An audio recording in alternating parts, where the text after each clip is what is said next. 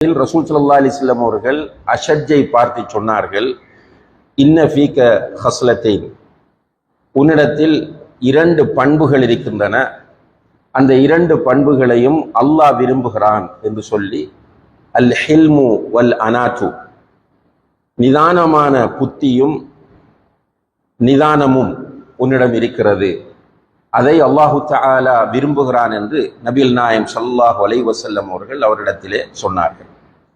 அன்புள்ள சகோதரர்களே, இங்கே ஹில்ம் என்கிற ஒரு பண்பும் அனாத் என்கிற ஒரு பண்பும் அல் அஷஜ் ரலியல்லாஹு அன்ஹு அவர்களிடம் இருந்திருக்கின்றன.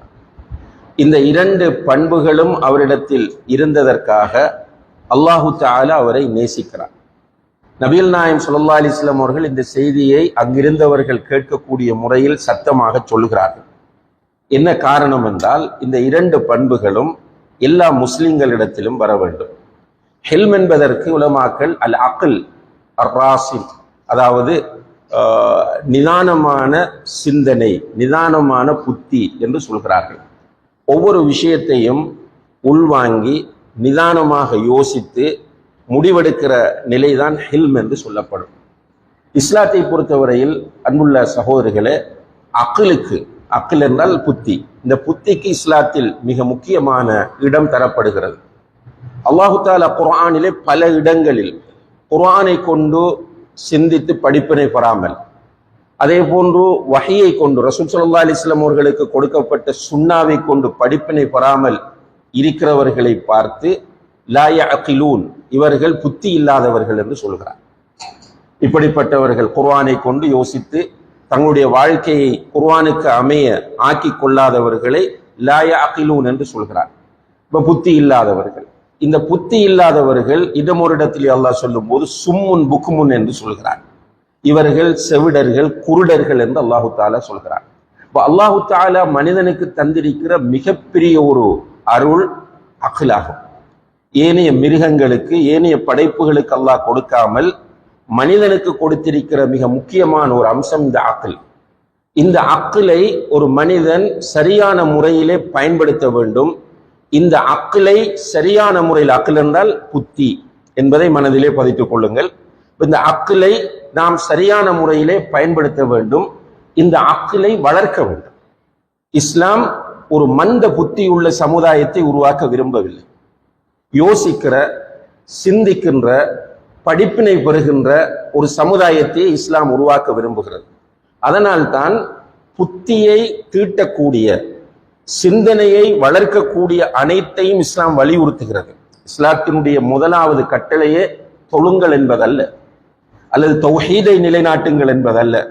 இஸ்லாத்தின் முதலாவது கட்டளை, நமக்கு இடப்பட்ட முதலாவது ஃபர்து என்ன? இக்ரா, படி, ஓது, வாசி என்பதுதான் நமக்கு தரப்பட்ட முதல் கட்டளையாகும். ஏனென்றால் ஒரு மனிதன் படிக்கும் போது, வாசிக்கும் போது அவனுடைய புத்தி அதிகரிக்கும், அவனுடைய புத்தி தெளிவடையும். இப்போ புத்தியை தெளிவாக்கக்கூடிய, புத்தியை வளர்க்கக்கூடிய, அவனுடைய சிந்தனையை தீட்டக்கூடிய அம்சங்களை இஸ்லாம் மிக கடுமையாக வலியுறுத்தி இருப்பதை நாம் பார்க்கிறோம். ஒவ்வொன்றையும் அல்லாஹ் சொல்லுகிறான், அஃபலா யன்துரூன இலல் இப்லி கைஃப குலிகத், ஒட்டகம் எவ்வாறு படைக்கப்பட்டுள்ளது என்று அவர்கள் பார்க்க வேண்டாமா? வ இலஸ் ஸமாஇ கைஃப ருஃபிஅத், வானம் எவ்வாறு உயர்த்தப்பட்டுள்ளது என்று பார்க்க வேண்டாமா? இன்னும் ஒரு இடத்திலே அல்லாஹ் சொல்லும் போது, தூண்கள் இல்லாமல் வானம் எவ்வாறு உயர்த்தப்பட்டுள்ளது என்று அவர்கள் பார்க்க வேண்டாமா? மலைகளை பார்க்க வேண்டாமா? வஃபி அன்ஃபுசிக்கும் அஃபலா துப்சிரூன், நீங்கள் எப்படி படைக்கப்பட்டிருக்கிறீர்கள், உங்களுடைய ஸ்ட்ரக்சர், மனித படைப்பு எப்படி இருக்கிறது என்று நீங்கள் உங்களுக்குள்ளேயே பார்க்க வேண்டாமா என்று நம்முடைய புத்தியை தீட்டக்கூடிய வகையில் குர்ஆன் நம்மை தூண்டிக் கொண்டிருக்கிறது. அதே நேரத்தில் புத்தியை மழுங்கடிக்கக்கூடிய காரியங்களை இஸ்லாம் மிக வன்மையாக கண்டிக்கிறது. குறிப்பாக கல்வி தேடல் என்பது இஸ்லாத்தில் வலியுறுத்தப்பட்ட ஒரு கடமையாகும். அதிலும் நபிகள் நாயகம் ஸல்லல்லாஹு அலைஹி வஸல்லம் அவர்கள் சொல்லுகிறார்கள், தலபுல் இல்மி ஃபரீபத்துன் அலா குல்லி முஸ்லிம், கல்வியை தேடுவது ஒவ்வொரு முஸ்லிமுக்கும் கட்டாய கடமை என்று சொல்கிறார்கள். ஆனால் கல்வி தேடாமல் இருந்தால் அவன் ஜாஹிலாக இருப்பான், புத்தி இல்லாதவன். புத்தி இல்லாதவனால் பிரச்சனை தான் அதிகமாகும்.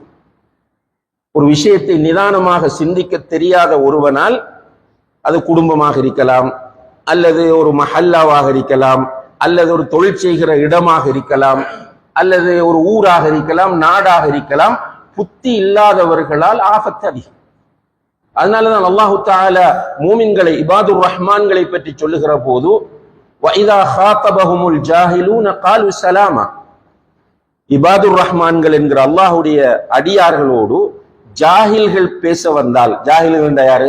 புத்தி இல்லாதவர்கள், நிதானமாக சிந்திக்க தெரியாதவர்கள் பேச வந்தால் அவர்களோடு பேச்சை தொடர மாட்டார்கள். இந்த பேச்சை தொடர்ந்து நம்மளை அப்செட் ஆக்கிடுவான். ஒரு ஜாஹிலோடு நம்ம தொடர்ந்து பேசினால் நம்மளை அவன் அப்செட் ஆக்குவான், நம்மளை மென்டல் ஆக்குவான், நம்மளை ஸ்ட்ரெஸ் ஆக்குவான்.